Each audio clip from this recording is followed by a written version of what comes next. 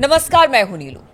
तो वेनेजुएला में जिस तरह के हालात बने उसके बाद ईरान लगातार अलर्ट है, क्योंकि उसकी नजर अमेरिका पर और अमेरिका की नजर ईरान पर है। लेकिन ऐसे में खबर यह आ रही है कि रूस की तरफ से कुछ सैन्य कार्रवाई देखने को मिली है ईरान में। उसके कुछ हेलीकॉप्टर्स देखने को मिले हैं ईरान में। अब वो क्या खबर है, किस तरह से रूस अब ईरान के साथ खड़ा है, तो आज बात इसी पर होगी। मयंक मेरे साथ है। मयंक, क्या हलचल देखने को मिली है?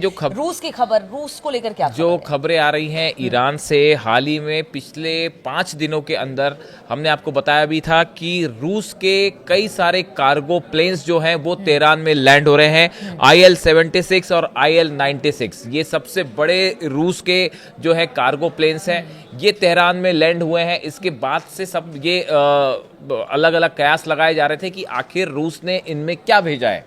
अब पहली बार ये खबरें, ये कुछ दिन पहले की बात है। पिछले 5 दिनों में करीब 7 से 8 बार बताया जा रहा है कि रशिया के कार्गो प्लेन्स जो हैं वो लैंड किए तेहरान में। उसके बाद से ये सवाल उठ रहे थे, कयास लगाए जा रहे थे कि इसमें क्या क्या चीजें हो सकती हैं। कई खबरें आई कि इसमें जो है S-400 की मिसाइल्स हैं जो कि डिफेंस में यूज होती है। लेकिन अब एक बड़ी खबर आई है जो कि कई डिफेंस मैगजीन्स ने छाप दी है, और वो खबर ये है कि बताया ये जा रहा है कि रशिया ने अपना लड़ाकू मिलिट्री हेलीकॉप्टर्स जो हैं उसकी बड़ी खेप ईरान को सप्लाई कर दी है, और इसका नाम है MI-28 हैवॉक। इसको MI-28 कहा जाता है। हैवॉक जो हेलीकॉप्टर है रूस का, ये लड़ाकू हेलीकॉप्टर है जो अमेरिका के अपाचे जो हेलीकॉप्टर है बिल्कुल उसी की कैटेगरी का हेलीकॉप्टर है। और बड़ी संख्या में इन कार्गो प्लेन्स के जरिए ईरान को रूस ने अपने लड़ाकू जो हेलीकॉप्टर्स हैं वो पहुंचाए।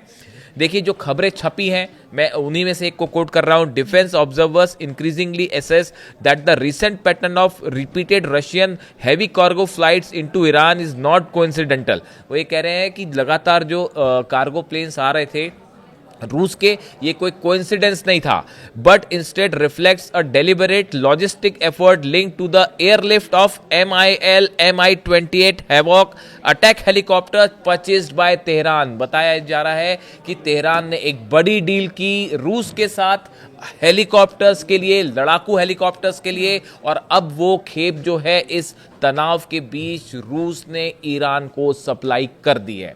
इस तरह की खबरें छपने लगी हैं। मैंने आपको जो लाइंस पढ़ के बताई, ये एक डिफेंस एनालिस्ट मैगजीन है, उसमें ये खबरें छपी हुई है। देखिए, कुछ समय पहले ईरान के जो डिप्टी डिफेंस सेक्रेटरी हैं, डिफेंस मिनिस्टर हैं ब्रिगेडियर जनरल महादी फराही, इनकी तरफ से ये बयान आया था कि हमने जो है उन्होंने एग्जैक्ट जो बयान दिया था वो मैं आपको बताता हूं। Plans have been finalised for Sukhoi 35 fighter jets, MI-28 attack helicopters and YAK 130 jet trainers, YAK 130 jet trainers की बड़ी डील ईरान ने रूस के साथ की है। इस तरह का उनका बयान आया था। उसके बाद ये सवाल उठ रहे थे कि भाई ये चीजें कब तक सप्लाई होंगी। इसमें सुखोई 35 को लेकर, जेट्स को लेकर अब भी सस्पेंस बना हुआ है। लेकिन साथ में ये भी खबरें हैं कि ईरान में, तेहरान के आसमान में कई बार सुखोई 35 जेट्स देखे जा चुके हैं, जिसके बाद ये कह रहे हैं डिफेंस एक्सपर्ट्स कि भाई रूस ने जो है Su-35 जेट्स जो है वो ऑलरेडी तेहरान को सप्लाई कर दिए हैं, ईरान को सप्लाई कर दिए हैं। इस बारे में दोनों देश अभी कुछ नहीं कहना चाहते। अब जो खबरें छप रही हैं वो ये कह रही हैं कि ये जो हेलीकॉप्टर सप्लाई हुए हैं ईरान को, देखिए ये मिलिट्री हेलीकॉप्टर्स हैं, और अगर हम इसकी हल्की सी जानकारी लें, जो अपाचे अमेरिका का हेलीकॉप्टर है, आपने देखा अभी जो वेनेजुएला में ऑपरेशन हुआ उसमें अपाचे हेलीकॉप्टर की बड़ी भूमिका थी। जो वेनेजुएला में जिस तरह से अमेरिकन सोल्जर्स गए और अटैक किया, अमेरिका के जितने बड़े ऑपरेशंस होते हैं, चाहे वो अफगानिस्तान में रहा हो, चाहे वो ईरान के खिलाफ जो ऑपरेशंस है वो रहे हो, इसके अलावा भी जो भी ऑपरेशंस हुए वियतनाम में भी, सब जगह अमेरिका ने अपाचे हेलीकॉप्टर्स का इस्तेमाल किया। अब ये जो अपाचे हेलीकॉप्टर है, इसकी तुलना अगर हम ये MI-28 जो रशिया का हेलीकॉप्टर है इससे करें तो देखिए, अपाचे को एक उन्नत सेंसर का उपयोग करके दूर से ही दुश्मन को मार गिराने वाला हेलीकॉप्टर माना जाता है। अपाचे की खास बात यह है कि वो काफी दूर से स्ट्राइक करने में सक्षम है। लेकिन जबकि MI-28 हैवॉक एक आक्रामक लड़ाकू हेलीकॉप्टर है जिसे भारी कवच के साथ बनाया गया है ताकि यह सीधे हमले को झेल सके और भारी भरकम नुकसान पहुंचा सके। देखिए, इसकी खास बात यह है कि जो हेलीकॉप्टर्स रूस ने दिए हैं, ये दुश्मन के हमले को काफी हद तक झेलने में सक्षम है। यानी इनके ऊपर जब गोले बारूद दागा जाता है या मोर्टार से हमला किया जाता है तो काफी हद तक ये उसको झेल पाता है।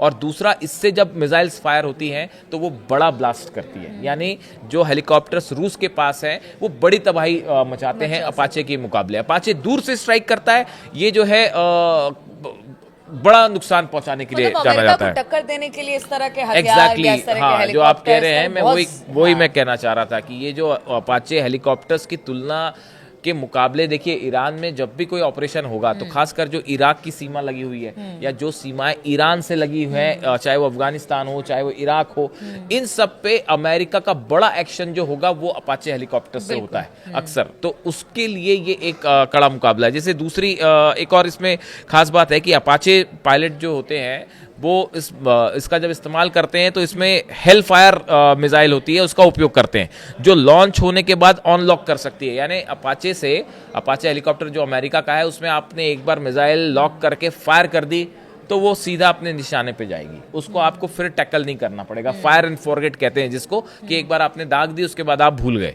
लेकिन ये जो MI-28 है, इसमें अटाका नाम की मिसाइल्स जो हैं वो इस्तेमाल होती हैं, लेजर बीम से चलती हैं मिसाइल्स।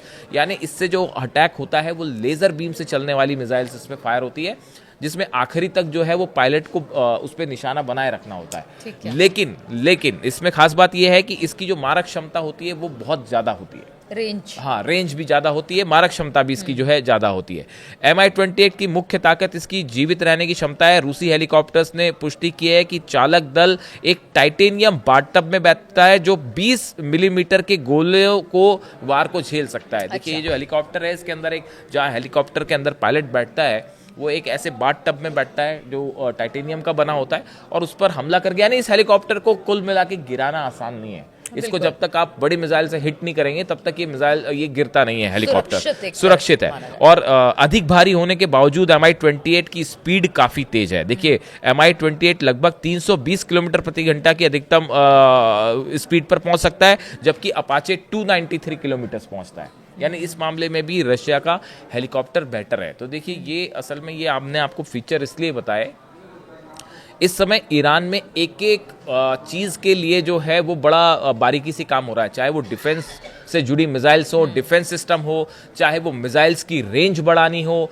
चाहे वो नेवी हो, नेवी से जुड़े जितने मिसाइल्स फायर करने हैं वो कैसे हो सकते हैं। ऐसे हर सेक्टर में तेजी से काम हो रहा है कि अगर जंग होती है तो इस बार ईरान का डिफेंस मजबूत रहे। और ऐसे हालात में ये हेलीकॉप्टर्स बड़ी भूमिका निभा सकता है उन एरियाज में जो कि जुड़े हुए हैं, सीमा से जुड़े हुए हैं। तो ऐसे में अब ये खबरें छपनी शुरू हो गई हैं कि जो कार्गो प्लेन्स आए थे रूस के या लगातार पहुंच रहे हैं, उन कार्गो प्लेन्स के जरिए रूस ने अपना MI-28 हेलीकॉप्टर्स पहुंचाए। रूस अगर ईरान के साथ खड़ा है और उसको हथियार सप्लाई कर रहा है या हेलीकॉप्टर दे रहा है जो एकदम न्यू जनरेशन के हैं, तो इसमें कहीं ना कहीं रूस या फिर चीन, उनका भी हित है। क्योंकि देखिए, अगर अमेरिका इस वक्त जिस तरह से बयान भी आ चुके कि दादागिरी कर रहा है, ये बताने की कोशिश कर रहा है कि हमसे बड़ा और हम एक महाशक्ति है, हम जो चाहे वो कर ले। एक तरह से ये एक नैरेटिव सेट करने की अब अमेरिका की तरफ से कोशिश है।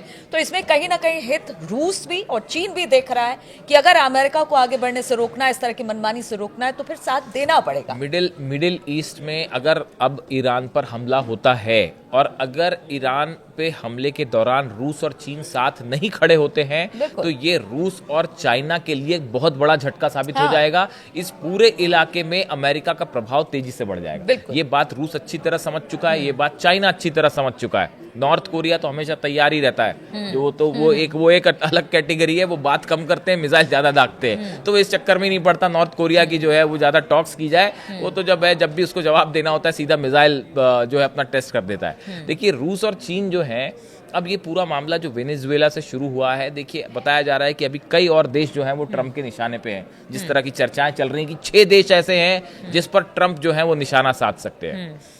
अब इन हालात में मिडिल ईस्ट में कैसे अपने प्रभाव को कायम रखा जाए, ये इस पर निर्भर करता है कि ईरान पर अगर हमला होता है तो ईरान कैसे सुरक्षित रहे। जब ईरान सुरक्षित रहेगा तभी रशिया और चाइना के इंटरेस्ट भी सुरक्षित है, वरना आप ये मानिए कि क्योंकि चीन देखिए मिडिल ईस्ट में ईरान को छोड़कर बाकी सब अगर देखा जाए एक तरीके से तो ऑलरेडी वो अमेरिका के साथ ही है, अमेरिका के साथ ही है पूरा। एकमात्र अगर कोई कांटा है तो वो ईरान ही है तो अमेरिका का। हाँ, इसलिए जो है वो इस पूरे इलाके में अब खासकर बशर अल असद जिस तरह से हटे सीरिया से, उसके बाद रशिया का प्रभाव इस एरिया में बनाए रखने के लिए बेहद जरूरी है कि रूस मजबूती के साथ ईरान के साथ खड़ा रहे और सिर्फ बातों से ही नहीं हथियारों से भी मदद करे।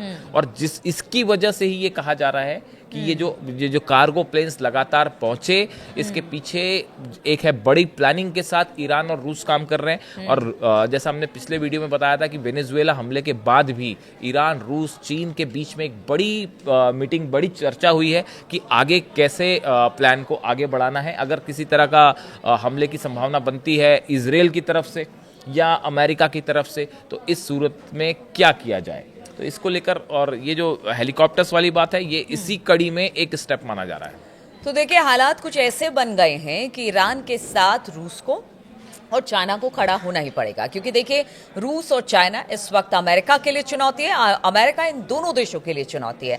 अब अगर पावर बैलेंस करना है तो आपको ईरान का साथ देना पड़ेगा, यानी हम चीन और रूस की बात कर रहे थे, क्योंकि अमेरिका ने तो अपना दबदबा दिखा दिया वेनेजुएला में जो कुछ उसने किया। अब आगे क्या होगा, किस तरह से ये पूरा मामला बढ़ेगा, इस पर लगातार हमारी नजर बनी रहेगी।